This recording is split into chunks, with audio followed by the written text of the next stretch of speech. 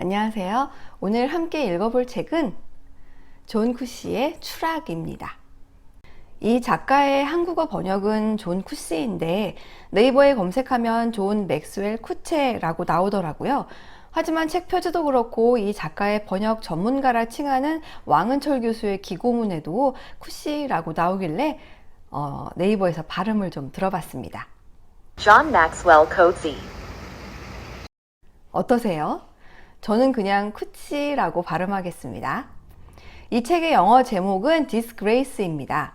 망신, 수치, 불명예, 먹칠하다, 실각하다 등의 뜻이 있는데요. 번역은 추락입니다. 다 읽고 나면 왜 추락이라고 번역했는지 알겠더라고요. 이 책은 아파르트헤이트, 즉 남아프리카 공화국의 극단적인 인종차별주의 정책과 제도가 사라진 지 얼마 되지 않는 시점에 출판된 책입니다.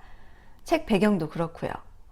하지만 책에는 그러한 역사적, 사회적 배경에 대한 설명이 거의 없습니다. 문학작품 자체만을 놓고 감상한다면 그렇게 어려운 일도 아니지만 당시 남아프리카 공화국의 상황을 전혀 모르고 읽는다면 놓치는 부분이 참 많을 것 같다는 생각이 들었습니다.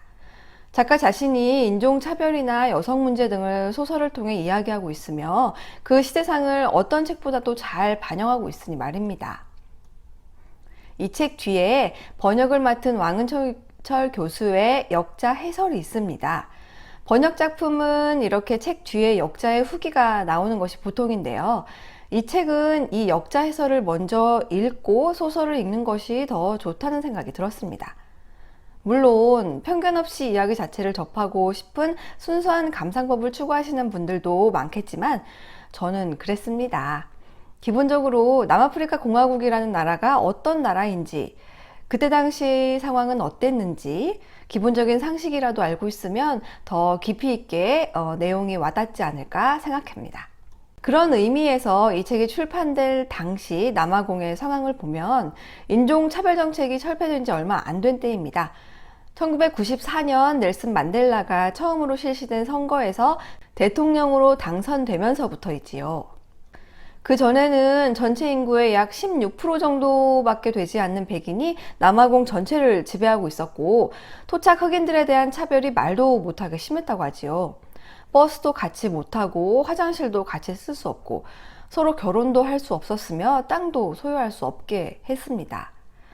1948년부터 1994년까지 약 50년 동안 법으로 보장된 차별을 자행할 수 있었던 나라입니다.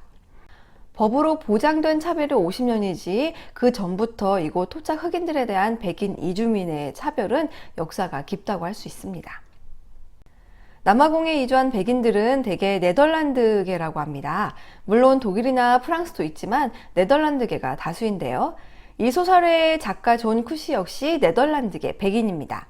그들은 거의 토착 세력에 가깝기 때문에 남아공의 언어인 아프리칸스어를 쓰는데 존 쿠시는 남아공 사람이면서도 아프리칸스어를 사용할 수 있음에도 불구하고 영어로 작품을 출판했다고 합니다. 그 외에도 흥미로운 남아공에 대한 이야기가 아주 많이 있는데요. 이 정도에서 마쳐야 할 것 같네요. 더 길어지면 이 책 이야기를 못할 것 같아요. 이 책은 그는 이혼까지 한 52의 남자치고는 자신이 섹스 문제를 잘 해결해 왔다고 생각한다 로 시작합니다. 저는 이 문장을 여러 번 읽었습니다. 첫 문장부터 뭐지? 하는 생각이 들어서지요. 소설 속 주인공은 2번의 이혼을 하고 현재 케이프타운의 문학 교수로 혼자 살고 있습니다. 매력 있는 외모와 전문적인 직업, 그리고 교양 있어 보이는 말투까지 덕분에 젊어서는 원하는 여자는 어떻게든 다 취할 수 있었던 인물입니다. 지금은 비록 나이가 들었지만 그 나름의 매력을 장점으로 여전히 여자들에게 성적인 어필을 하고 있습니다. 그러다 본인 과목을 수강하는 20살짜리 학생을 유혹하고 잠자리를 하게 됐는데 그것이 그간 섹스 문제를 잘 해결해왔던 것과는 달리 인생을 송두리째 흔들어버리는 사건이 되고 맙니다. 결국 학교는 이 사건으로 윤리위원회를 열어 그의 사과를 요구하지만 그는 모든 혐의는 인정하지만 사과는 하지 않겠다며 학교를 그만둡니다. 사과하고 반성문을 쓰면 교수직은 가져갈 수 있었는데도 말이지요.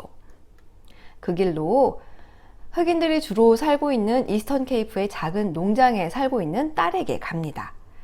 혼자 농장을 일구며 평화롭게 살고 있는 어느 날, 딸에게 흑인 강도 3명이 닥치면서 이 둘은 큰 전환을 받게 됩니다.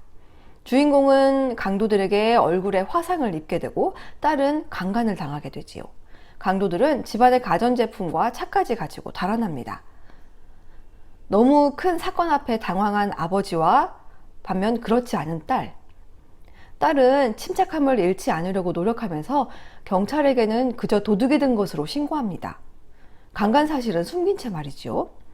이를 크게 만들고 싶지 않은 이유입니다. 아버지는 이런 딸을 이해하지 못합니다. 모든 사실을 밝히고 우리 것을 되찾으며 그들에게 응분의 대가를 치르게 해야 한다는 것이 아버지의 생각이지만 딸은 어째서인지 모든 것을 그냥 덮으려고 합니다. 그녀는 자신이 백인이기 때문에 백인으로서 이 마을에 살기 위해서는 이 같은 억울한 상황은 견뎌야 한다고 말하지요. 마치 과거 우리가 이들을 심하게 차별했기 때문에 거기에 대한 대가인 듯 말이지요. 듣고 있는 아버지는 어이가 없습니다. 이어 어떻게든 설득해서 이곳을 떠나도록 합니다. 그간은 딸에게 어떠한 명령이나 권유도 하지 않았지만 이번만큼은 아버지도 물러설 수 없습니다. 하지만 딸은 완강합니다. 하는 수 없이 그는 머리도 식히고 잠시 딸과 시간을 갖기 위해 그가 살던 케이프타운으로 갑니다. 하지만 살던 집은 이미 도둑이 다 쓸고 간 뒤였는데요. 아마 그간의 억울함을 호소하려는 듯한 흑인의 소행이 아닐까 생각했습니다. 대학에서 역시 자신이 쓰던 방도 이미 다른 교수에게 자리를 내준 상태였습니다. 주인공은 많은 생각을 합니다. 자신이 그간 저지른 짓, 그것에 대한 본인의 생각에 대해 고민합니다. 이후 다시 딸을 찾아갔지만 설상가상으로 딸의 임신을 확인합니다. 아빠가 누구인지도 모를 아이. 딸은 그 아이를 낳겠다고 합니다. 모성이 없지만 가져보겠노라고, 좋은 엄마가 돼 보겠노라며 농장에서 살겠다는 고집을 꺾지 않습니다. 주인공은 그런 딸이 여전히 이해가 안 되지만 더 이상 딸에게 이곳을 나갈 것을 주장하지는 않습니다. 이야기는 이런 식으로 끝나고 주인공은 그간 자신의 삶에 대한 자세와 가치관을 생각하고 이곳에서의 경험이 나에게 주는 깨달음에 대해 지금까지와는 다른 고민을 합니다.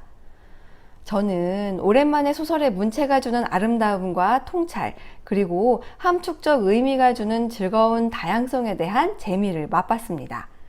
그간 너무 딱딱하거나 너무나 일상적인 책만 읽었었던가 봐요.